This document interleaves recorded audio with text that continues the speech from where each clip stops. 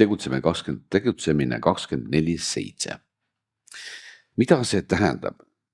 Te olete seda fraasi ennegi kuulnud mu suust. Ehk see tähendab seda, et me ei saa olla tegutsemata. Kuidas see teile tundub?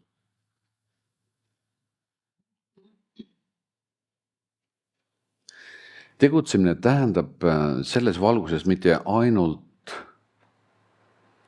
tegemist. Kui sellist näiteks, kui ma kirjutan midagi, siis minu tegevuseks on kirjutamine.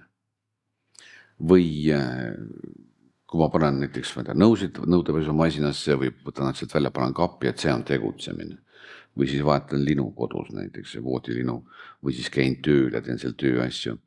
Tegutsemise all tuleb silmas pidada ka kõike seda, mida me nimetame vahest ka puhkuseks, puhkamiseks, moljutamiseks, vedelemiseks, lulli löömiseks, aja parajaks tegemiseks ja nii edasi, sealhulgas unistamine ja mõtlemine ja nii edasi. Ehk kõik need on tegelikult mingisugused tegevused, millest tegelik sina võtab osa.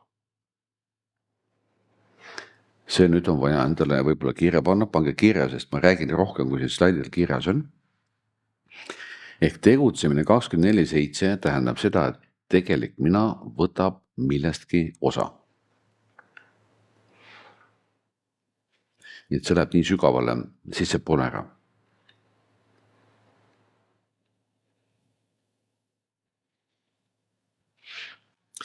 Ja siin on siis selline skeem, mis siis toob üles mina, tegelikult mina ehk sinu olemuse.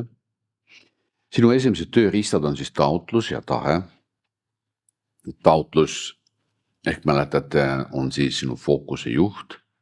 Sa saad juhtida enda fookust. Kas kõik teavad, mis on fookus? Paistab, et teate, sest te hoiate fookust, eks ole. Mis on fookuse olulisus?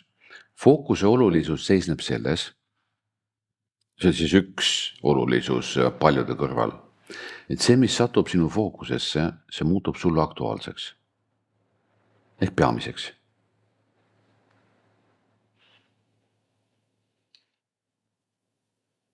On aru saada?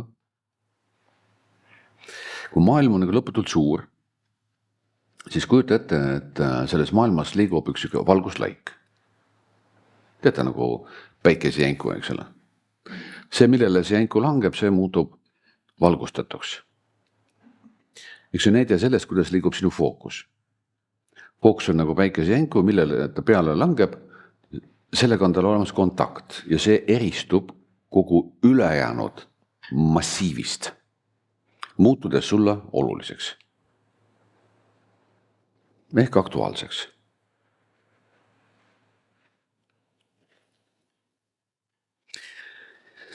Teadvustamise fookus ehk siis päikesejänku siis nii-öelda liigub väga universaalselt.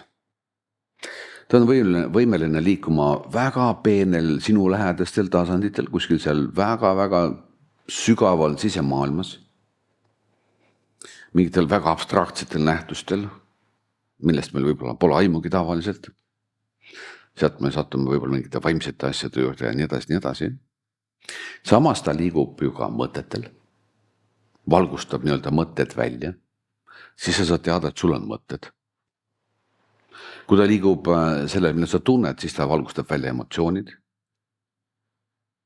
Kui ta liigub füüsilisel maailmal, siis ta valgustab välja mingisugused sündmused, mingisugused fragmendid füüsilisest maailmast ja nii edasi. Ehk teadvustamise fookuse universaalsus seisneb selles, et ta läbistab kõik kehad.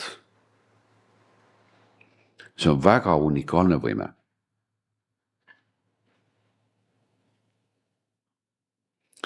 Ja neid võimalusi siin kehade vahel liikumiseks on praktiliselt lõputu, sest igas nõnda nimetatud kehas on lõputult palju erinevaid protsesse.